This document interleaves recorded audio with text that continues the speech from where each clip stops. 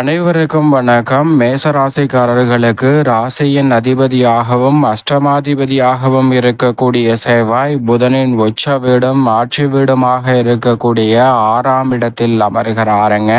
வற்றாத கடலும் வற்றும் என்று சொல்வார்கள். புதனின் உச்ச வீட்டிற்குள் செல்லக்கூடிய செவ்வாயின் அமைப்பு என்பது ஏனென்றால் செவ்வாயின் பார்வையில் பகை கிரகமாக பார்க்கப்படுகிறாருங்க. வித்யா கரகரான புதன் அவரின் வீட்டிற்குள் செல்வதால் விபரீத ராஜயோகம் என்று சொல்லக்கூடிய வகையில் கேதுவை விட்டு விலகக்கூடிய இந்த தருணத்தில் எப்பேற்பட்ட மாற்றம் ஏற்பட போகிறது என்பதை ஆராய்ந்து பார்க்கும் போது உறுதியாகவே மேசராசிக்காரர்களுக்கு ராசியின் அதிபதியாக இருக்கக்கூடிய செவ்வாய் மிகவும் வலுவாக கேதுவை விட்டு விலகக்கூடிய தருணம் என்பது உறுதியாகவே வரவேற்கத்தக்க ஒரு அமைப்பாக பார்க்கப்படுகிறது. ராசிக்கு சமக்கிரகமாக இருக்கக்கூடிய கேதுவை விட்டு விலகக்கூடிய இந்த வேளையில் ஆனால் அவரின் பகை கிரகமாக இருக்கக்கூடிய புதனின் ஆட்சி வீடும் உச்ச வீடுமாக இருக்கக்கூடிய கன்னிராசியில் அமர்கிறாருங்க.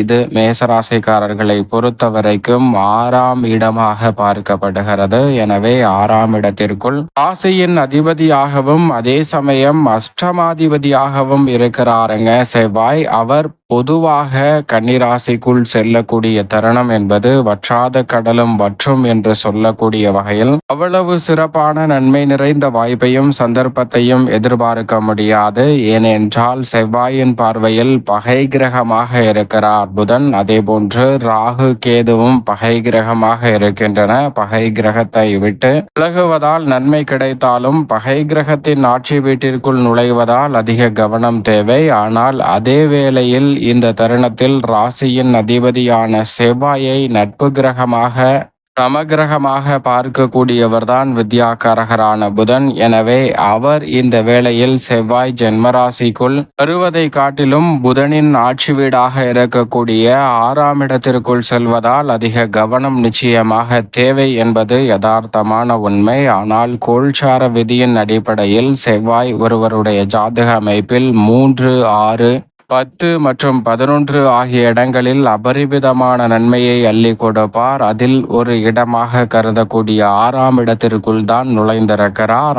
ஆனால் பொதுவாகவே செவ்வாய் அவரது பார்வையில் பகை கிரகமாக இருக்கக்கூடிய புதனின் உச்ச வீடாக இருக்கக்கூடிய இடத்திற்கு செல்வது அவ்வளவு சிறப்பான நன்மை தர இயலாத ஒரு அமைப்பாக பார்க்கப்பட்டாலும் கூட மேசராசிக்காரர்களுக்கு கோல்சார விதியின் அடிப்படையில் அவர் ராசியின் அதிபதியாகவும் அஷ்டமாதிபதியாகவும் இருக்கிறாருங்க. எனவேதான் இந்த வேளையில் அவர் யோகஸ்தானமாகிய 6ஆம் இடத்திற்குள் நுழைந்திருக்கக்கூடிய வேளையில் அபரிவிதமான மாற்றம் உறுதியாகவே கிடைப்பதற்கான சந்தர்ப்பம் உண்டு. ஆனால் அதே வேளையில் வற்றாத கடலும் வற்றும் என்று சொல்லக்கூடிய வகையில் சேமிப்புகள் கரைவதற்கான சாத்தியக்கூறுகள் உண்டு. எனவே இந்த வேளையில் சுப நிகழ்வுகளை திட்டமிடும் போது மிக சிறப்பான முன்னேற்ற வாய்ப்புகள் உறுதியாகவே அடுத்த 45 நாட்களுக்கு மிக வலுவாக ராசியின் அதிபதியான செவ்வாய் ஏற்படுத்தி கொடுக்க போகிறாருங்க. பொதுவாகவே பூமிகாரகன் மங்களகாரகன் தனது பார்வையில் புதனை பகை கிரகமாக பார்ப்பதால் அவரின் உச்சவீடாக இருக்கக்கூடிய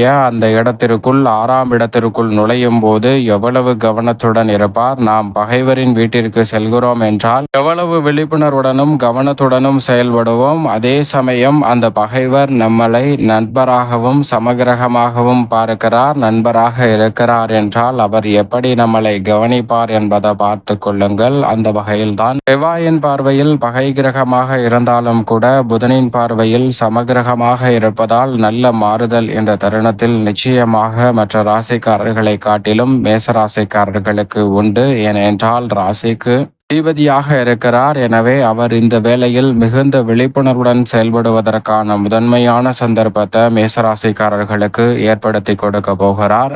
அது மட்டுமல்லாது நவகிரகங்களிலே மிகவும் வலிமை வாய்ந்த கிரகமாக பார்க்கப்படுகிறாருங்க.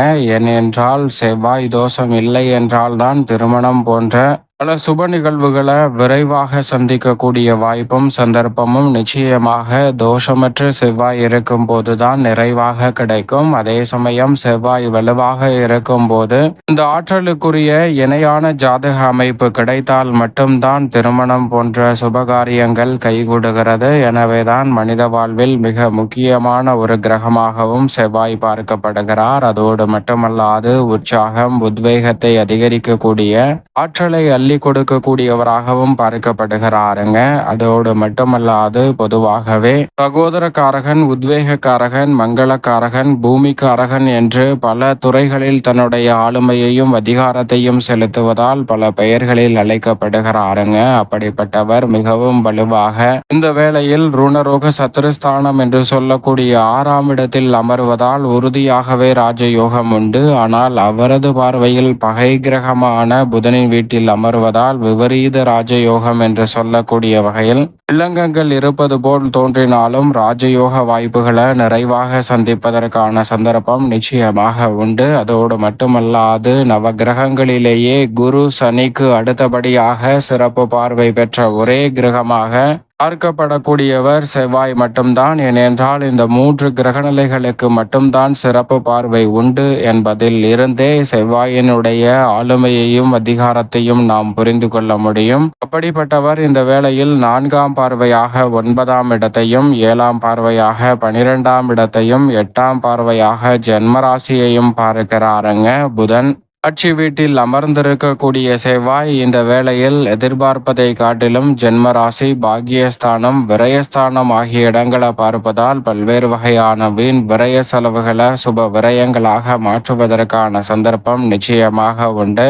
பாக்கியஸ்தானம் ஆகிய 9ஆம் இடத்தை பார்ப்பதால் இந்த தருணத்தில் கொடுக்கல் வாங்கலில் ஏற்பட்ட சிக்கல்கள் பெரிய அளவில் விலகி நீங்கள் எதிர்பார்க்கக்கூடிய நன்மை நிறைந்த வாய்ப்புகளும் சந்தர்ப்பங்களும் நிச்சயம் நிறைவாகவே இந்த செவ்வாய் பயிற்சியின் துவக்கத்தில் இருந்து படிப்படியாக வளர்ச்சியை காணக்கூடிய சந்தர்ப்பமும், எடுத்த காரியங்களில் முயற்சி வெற்றியாக மாறக்கூடிய நல்ல வாய்ப்பும் சந்தர்ப்பமும் உறுதியாகவே மேசராசிக்காரர்களாகிய உங்களை தேடி வருகிறது. அதோடு மட்டுமல்லாது இந்த வேளையில் குடும்பம் சார்ந்த பணிகளை பொறுத்த வரைக்கும் மிக பெரிய அளவிலான சிக்கல், சிரமம் என்று இருக்கக்கூடிய பல காரியங்களை இந்த தருணத்தில் உறுதியாகவே தகர்த்தறிந்து நன்மை நிறைந்தவையாக மாற்றி கொடுக்க போகிறார். குடும்ப பொறுப்புகள் அதிகரித்தாலும் கூட உற்சாகத்துடன் செயல்படுவதற்கான நல்ல வாய்ப்பும் சந்தர்ப்பமும் நிறைவாக கிடைக்க இருக்கிறது. அது மட்டுமல்லாது எதிர்பாராத பண வரவிற்கான சாத்தியக்கூறுகள் விபரீத ராஜயோகம் என்று சொல்லக்கூடிய வகையில் 6ஆம் இடத்தில் வலுவாக அமர்ந்திருக்கக்கூடிய ராசியின் அதிபதியும் அஷ்டமாதிபதியுமாக இருக்கக்கூடிய செவ்வாயின் அமைப்பால் சந்திப்பதற்கான சந்தர்ப்பம் மேசராசிக்காரர்களுக்கு உறுதியாகவே கிடைக்கிறது.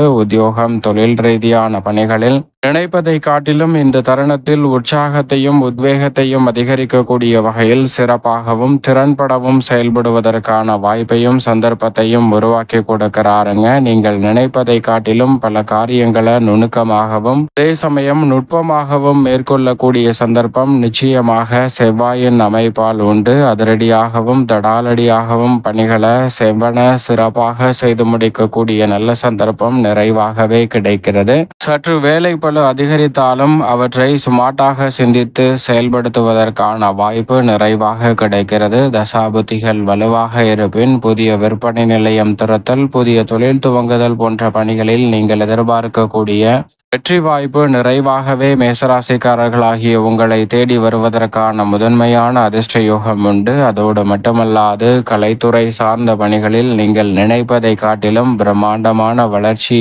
என்று சொல்லக்கூடிய வகையில் சிறப்பான வாய்ப்புகளும் சந்தர்ப்பங்களும் இந்த வேளையில் நிறைவாகவே உங்களை தேடி வருகிறது. நீண்ட நாட்கள் திட்டமிட்டு வெற்றியடையாத பல காரியங்களும் இந்த தருணத்தில் எளிதில் வெற்றி பெறக்கூடிய வகையில் கலைத்துறை மற்றும் அரசியல் துறை சார்ந்த பணிகள் மிகவும் சிறப்பாக அமையக்கூடிய ஒரு தருணமாக பார்க்கப்படுகிறது. பூமிக்காரகனான செவ்வாய் அனுகூலமாக இருப்பதால் விவசாய சம்பந்தப்பட்ட பணிகள் மிகவும் சிறப்பாக அமையும். விளைச்சலும் வருமானமும் அதிகரிக்கும். விவசாயத்திற்கு உங்களுக்கு தேவையான அடிப்படையான வசதிகள் குறைவில்லாமல் இந்த வேளையில் நிறைவாக கிடைக்க போகிறது. அது மட்டுமல்லாது இந்த தருணத்தில் நீங்கள் எதிர்பார்க்கக்கூடிய லாபத்தை உயர்த்தி கொள்ளக்கூடிய வகையில் பல நுட்பமான பணிகளை மேற்கொள்வதற்கான சந்தர்ப்பம் நிறைவாக கிடைக்கிறது. மனவேதனை விலகி மன நிறைவு பெறக்கூடிய வகையில் பல பணிகளை திருப்திகரமாக இந்த தருணத்தில் செய்வதற்கான ஆற்றலை நிச்சயமாக பூமிக்காரகன், மங்களக்காரகன், சகோதரக்காரகன் என்று சொல்லக்கூடிய செவ்வாய் மேசராசிக்காரர்களுக்கு திருப்திகரமாக மாற்றிக் கொடுக்கிறார். மேலும் சாதகமாக மாற்றிக்கொள்ள நிச்சயம் மேசராசிக்காரர்கள் வாரத்தில் செவ்வாய்க்கிழமை விரதமிருந்து அருகாமையில் உள்ள முருகப்பெருமான் சன்னதி சென்று தீபம் ஏற்றி வழிபாடு செய்யுங்கள். தடை தாமதம் தகர்த்தெறியப்பட்டு தங்களுடைய வாழ்வில் மகிழ்ச்சியும் மனநிறைவும் உறுதியாகவே நிறைவாக கிடைக்கும் மேசராசிக்காரர்களுக்கு.